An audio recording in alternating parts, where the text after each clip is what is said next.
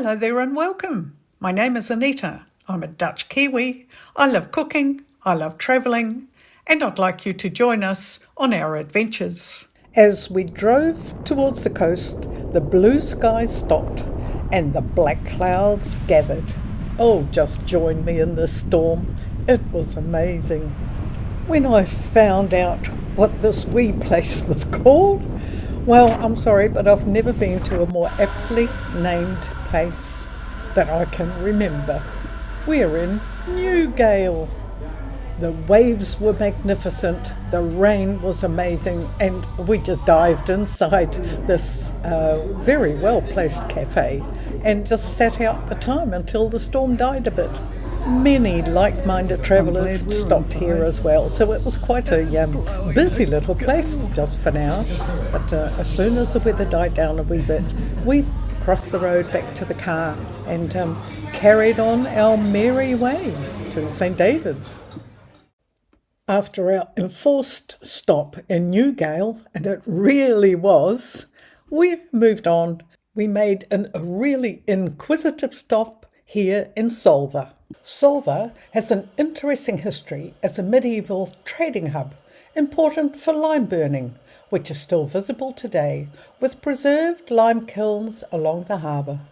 Solva was the birthplace of the first wooden lighthouse, being built here in 1775. It's situated on the Smalls, and the village has a dramatic landscape shaped by Ice Age meltwater. It is carved the sheltered harbour. Solva is also divided into two parts. You have Upper Solva and Lower Solva, and we stayed down low. The village features a variety of local businesses, including cafes and shops, and a popular destination for visitors. So get your walking shoes on and come and join us as we just take a little look around and a walk through Lower Solva.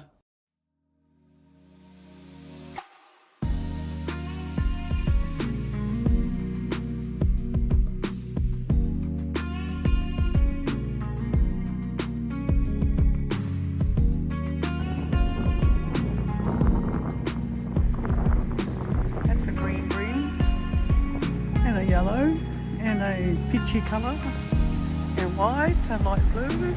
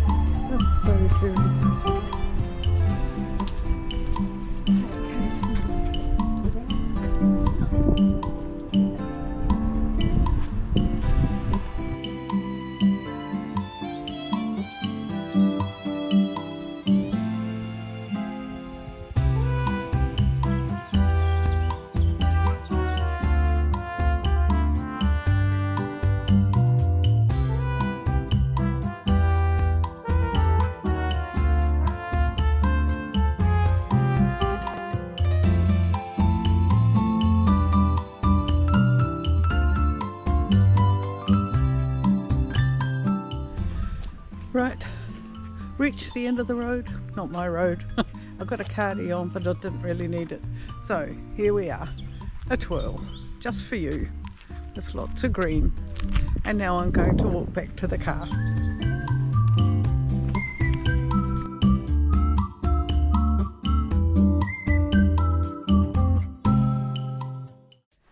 Nothing really prepared me for what we were to see here. I had actually seen a few videos online, one of which I'll put a link in below, but oh my goodness, what a sight to behold. We definitely had the weather gods on our side at this on this beautiful day. Here we are at St. David's and Bishop's Palace. I'm just going to have a really good look, and I'll probably say wow lots of times. Who would have thought after all that rain we would have so much sun? Oh, don't you just love surprises? I'm having lots of oh wow moments, so excuse my oh wow comments. Honestly, just don't know where to look first. The Bishop's Palace at St. David's, Wales, is a ruined medieval palace next to the Cathedral, originally built between 1328 and 1347 by Bishop Henry de Gower. It was once the grand residence of the bishops of St. David's. It is a magnificent example of 14th century decorated Gothic architecture. Its decline began after the Reformation, when the lead was stripped from the roof. Today the site is managed by Cathedral, the Welsh Government's historic environmental service, responsible for protecting, preserving and promoting the historic places of Wales, such as castles, abbeys and ancient monuments. It is a visitor attraction known for its impressive ruins and links to the history of a powerful medieval church. Well, I can certainly attest to that. There was only one top job for an ambitious cleric in medieval Wales, the Bishop of St. Peter's in Pembrokeshire. A 12th century pope had decreed that 2 trips to St. David's were equal to 1 to Rome, turning it into a centre of pilgrimage for the entire Western world. Thousands flocked to the shrine of St. David in the newly built cathedral, but the bishop's home was no match for this magnificence. Enter Henry Gower.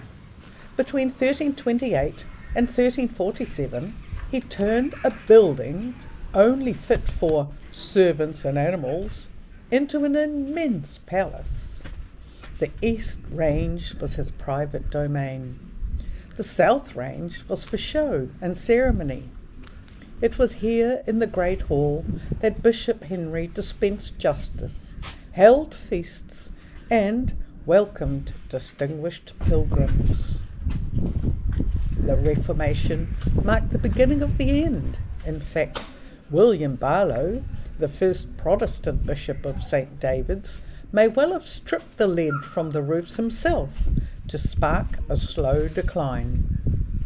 But even as a ruin, this palace, beside its glorious cathedral, remains an awe-inspiring space. Well, it was jaw-dropping beautiful, so enjoy.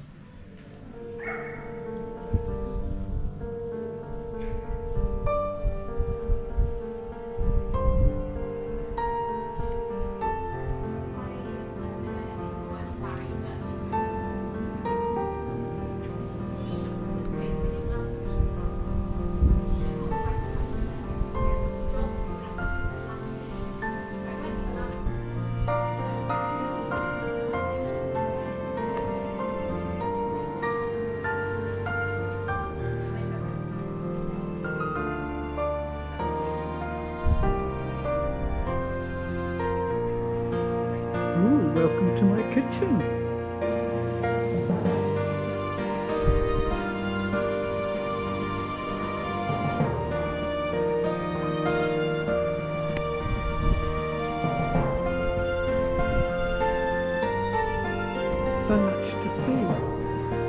so hard to know how to put it all together.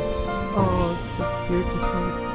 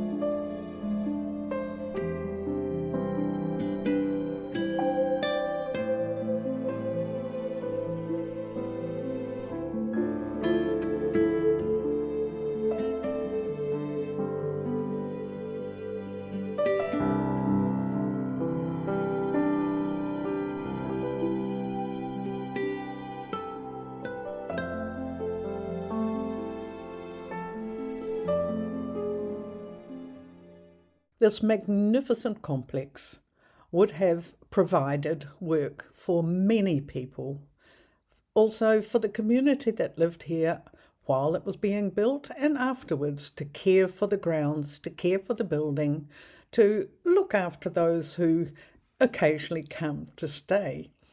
I suppose really that it could be called ostentatious and outrageous, but, well, it did provide safety and a roof over others' heads. So I suppose, it had its purposes, not just for the grandeur, but also for the people in the area and the parishioners. Stairs round the corner, and I'm back up here.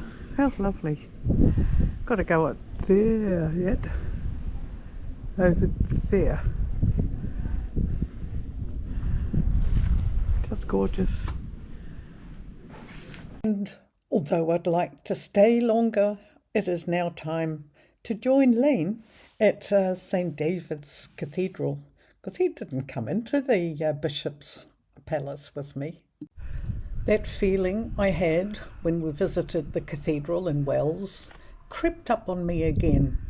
I just felt so tiny and insignificant, a bit like a little Lego person standing in front of this majestic building. Since the 6th century, there has been a church on this site, and for the past 1500 years, prayer and worship has been offered to God on a daily basis, which continues to this day. Now, there was a set fee to go to the Bishop's Palace, but here in the cathedral, a donation of £5 would be appreciated. I spent so much time looking up. There were so many different sorts of ceilings, really. It was almost like there were a multitude of chapels and all put together to create this beautiful building. The architecture stunning, the decorations were amazing, the different altar themes were exquisite, and this cathedral is being so well looked after. And visitors are too, because there's always someone you can ask information regarding what you're looking at or what you want to know. Do enjoy St. David's Cathedral. We certainly did. David was born in the year 500, the son of Non and a prince of Kerajin. Legend states that Non gave birth to him on a cliff top during a violent storm. The present cathedral stands on the site of the monastery he founded in the inhospitable area known as Glen Rushen. David and his followers lived a simple life. They refrained from eating meat and drinking beer. David's symbol, now a national symbol of Wales, is the leek. David rose to become a bishop in the church and made several pilgrimages, including one to Jerusalem, during which, tradition states, he brought back with him a stone, which now sits in an altar in the south transept of the cathedral. David died in the year 589, and the monastery is said to have been filled with angels as Christ received his soul. What an amazing story and an amazing person. Well, the cathedral certainly honours him. How beautiful.